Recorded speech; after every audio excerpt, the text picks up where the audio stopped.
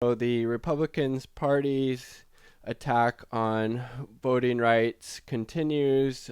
This time we now go back to Georgia, where the Republican Secretary of State, Brad Raffensperger, let me know if I'm pronouncing his last name wrong, has proposed this inactivity kind of changes that would basically kick over 300,000 people off the voting rolls in Georgia due to voting inactivity.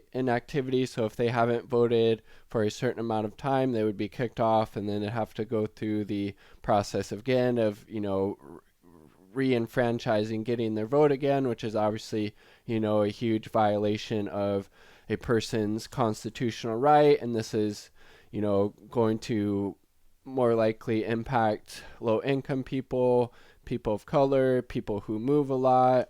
And then obviously those people, for the most part, are going to tend to more support the Democratic or the progressive candidate. So it's in the Republican and the Conservative Party's political interest to kick as many people as they can off the voter rolls and disenfranchise them, because the more successful they are in their voter suppression efforts, the more likely they will be able to stay in office and retain power. Because if if everybody gets to vote and there's no voter suppression or anything like that, it's going to be a lot less likely that these Republican and conservative candidates are going to stay in power, because the policies and positions that they advocate for don't benefit the vast majority of people. They only, usually tend to benefit the wealthy and the large corporations. And,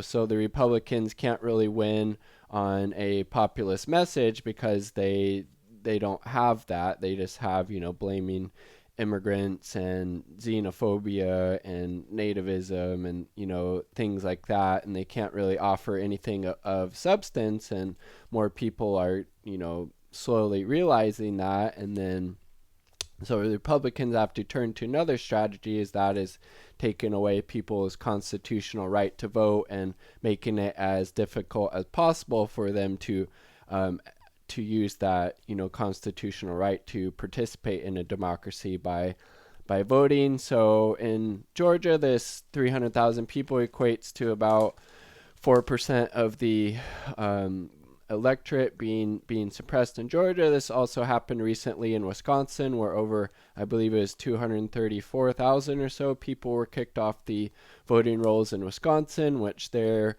I believe, was about a 7% reduction in their electorate there. And then Bernie Sanders, on a rally, I believe on Monday, came out and condemned the Republicans' continued attack to suppress the vote and take away people's rights to vote, and just in general just make it more difficult.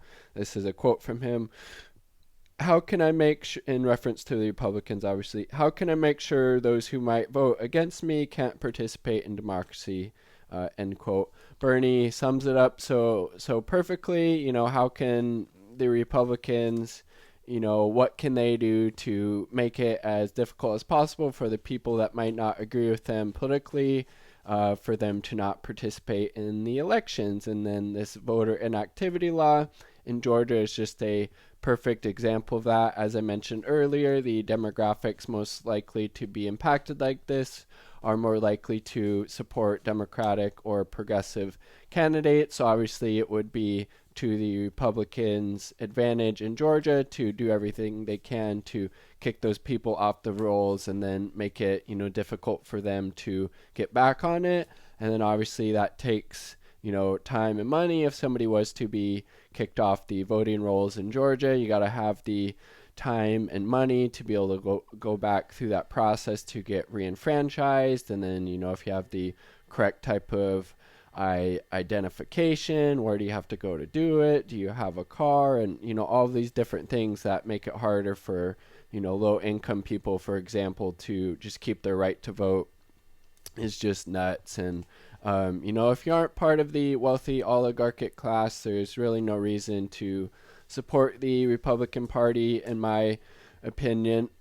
They don't care about the working people of the US or the world, and they're just out there speaking out of one side of their mouth, and then when they get elected to office, they're going to vote to give tax breaks to big corporations and the wealthy, and continue to destroy our planet and deny climate change, and all of these obvious things that only benefit a very small percentage of the population while destroying our planet, and all these other things. But that's a different discussion.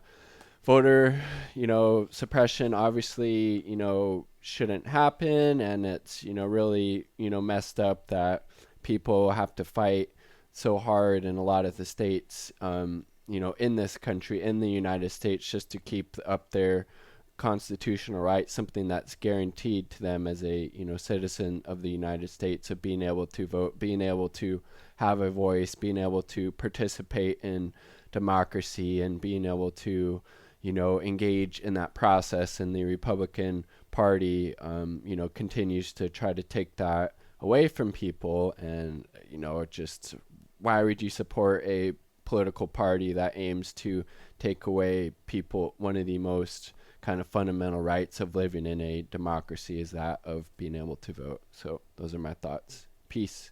Much love.